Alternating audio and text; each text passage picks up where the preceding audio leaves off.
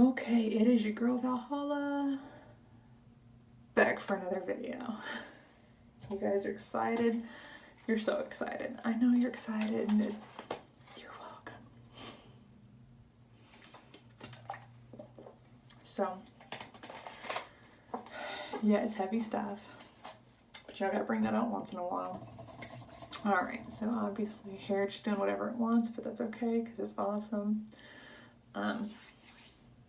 You know, I was like, give me something that's like pink and ruby rose, and it's still just kind of, guess I'm gonna have to let it grow out a little bit and see what happens. I don't know, what do you guys think? Shave it all off again? Oh,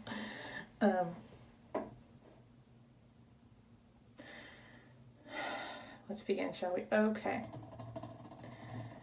Now I will preface this by saying I cannot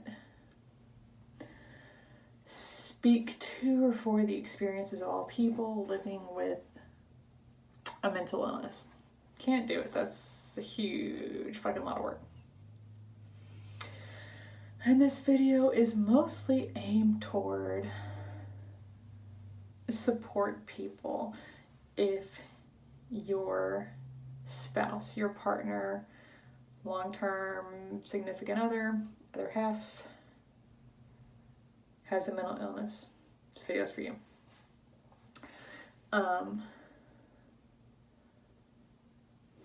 Because not that people in like my position, when you have a mental illness, you grapple back and forth between being appreciative of the support and help and just wishing everyone would fuck off because they're making you feel 10 times worse. And nothing's gonna, like, I don't need people to make me feel worse because I can do a good enough job of that all by myself, trust me. And if I'm not doing a good enough job of that, my brain will be like, hey, remember like 5 years ago when you said that thing to someone and like the look they gave you? And then it's just great, now I can have something else to focus on that just makes me feel really bad. So let's get down to it. Okay, I know we're exhausting. Trust me, you don't gotta tell anybody. We are exhausting. We are a bucket full of neuroses and anxiety and clinginess and neediness, but like the fuck away from me-ness, like it's just confusion and mixed signals and chaos and disarray all wrapped up in a hot package. It can be a hot ass mess.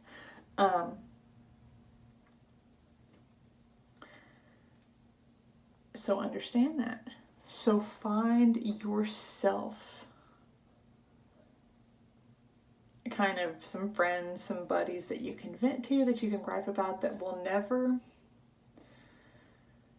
you know, don't go complaining to your spouse's friends that already know what a tough time they're having. Don't go complain to them because you're gonna look like a douche. Don't go to them unless you're genuinely concerned. If there's self-harm issues, if there's been like suicide mentioned, then absolutely go to their friends, try to figure out what's going on and make a plan. But if they're not in any imminent danger, you're just pissed, leave the friends out of it. Find your own somewhere else. Here's your spouse, here's their friends, here's you. Here, way over there, that's where yours need to be. You just need to make sure those support people kind of never commingle with the others, because word will get around and then it's just like, you don't want to fight with someone who's got those voices in your head. You really don't, because you're not gonna win. And I don't mean that in like a, you suck, you lose. No, like you're not gonna win.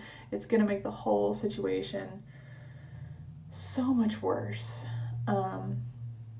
Because chances are they already feel like they're a burden to you.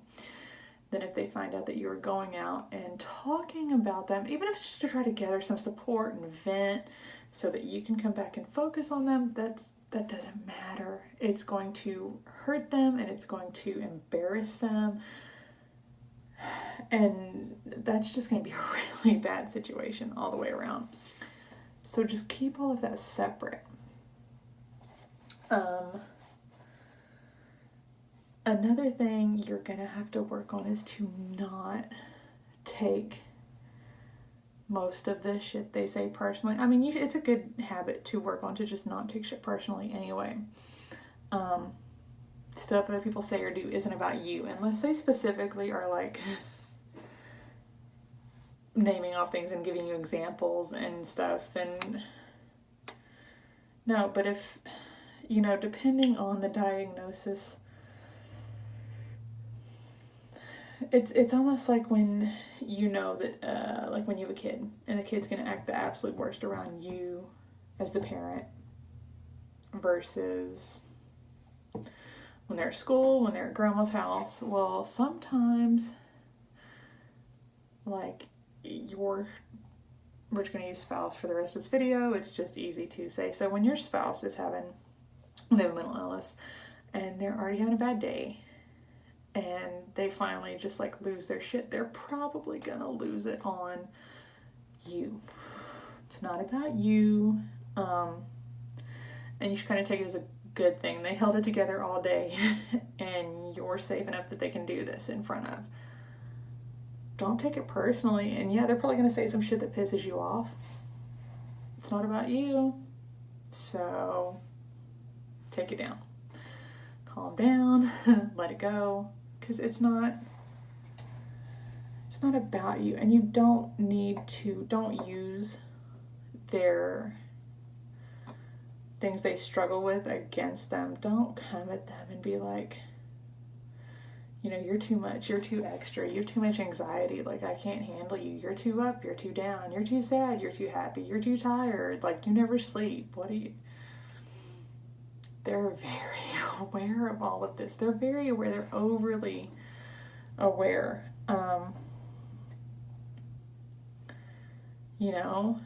They might text you 700 times a day because of their anxiety, or they might stay up all hours of the night because of their insomnia. They might have chronic pain, and so they just don't do certain things because it hurts too much. They're already very aware. Okay, I promise you they're aware. You don't need to use that to make them feel any worse. And you need to get a better understanding of where that's coming from, how these different mental illnesses affect the entire body. Because especially, if you're dealing with things like if you're dealing with lack of sleep and you're dealing with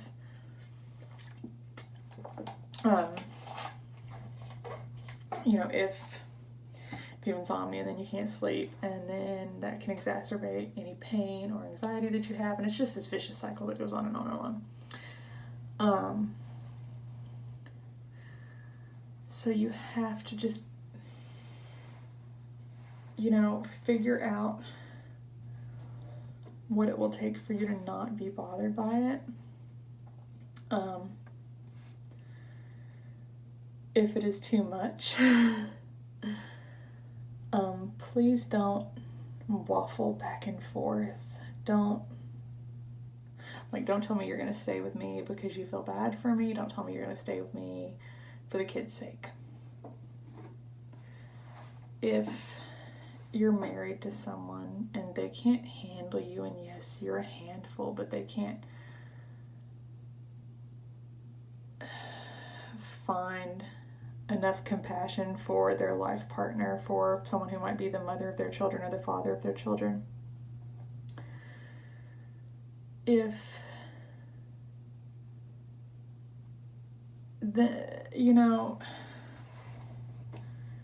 Just like, I hate to say that this is a situation where, you guys either need to figure out what to do or you need to split up, because it's really hard, and especially if you had these issues before you got married. And some people cover them up, they self-medicate, they drink too much, or they exercise too much, or they do things that cover up for the underlying issue. And as they get older and try to recover, and it becomes more apparent, and then their spouse kind of starts to feel like, whoa, you're like super extra, like you're a lot. And it is a lot, but here's the thing, if you think it's a lot, then try to understand that if it's a lot for you, how much is it for us? Like, some days it feels super heavy, it feels insane. You know, there's like that quote that's like, do something every day that scares you, or you should do something every day that scares you. And for some people living with a mental illness, that's like just getting out of bed. They got out of bed, that scared the shit out of them, and they have to do it every day. So yeah, you're frustrated. They're more frustrated, and they feel more stuck. So if this is a situation that you came into where you knew this about them, or knew they had this sort of tendency, but now you feel it's just super extra too much, then both of you need some heavy duty therapy, and you probably need to go your separate ways. Because no one deserves to feel like they're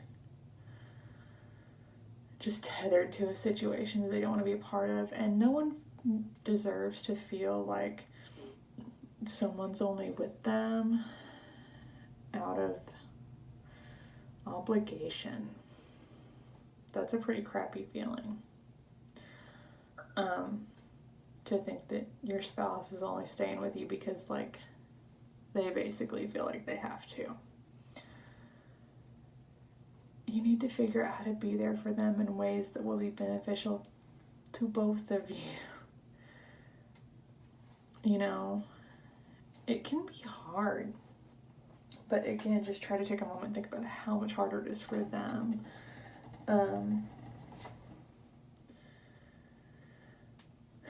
And it can be a huge exercise in patience and self-care for yourself, because you're going to have to make sure you do take really good care of yourself, and you have a support system. You might even, you know, like I say, go to therapy and really try to take care of yourself as much as possible, and learn how to not be so, you know, don't take their illness and the manifestations of that as a slight against you. You know, just at the end of the day, just love them. You know, it's all you can do sometimes, just love them. And love isn't enough, no, it's not. But if you really, really love them, then you'll be able to, at that point, you're more worried about their health than your ego. And that's what I think that's what it's really about, is loving them so much that you're more worried about their health and well-being than you being offended or upset. So alright, that's it for today. I know that was a heavy one, but I gotta pop in with those once in a while. So sure, thumbs up. Subscribe if you haven't already. Why haven't you? And then in the comments down below, you know, let me know what you think, if you've been on either side of a relationship like this before, and how you handled it, and how it's going for you guys. And I'll talk to you next time. Bye.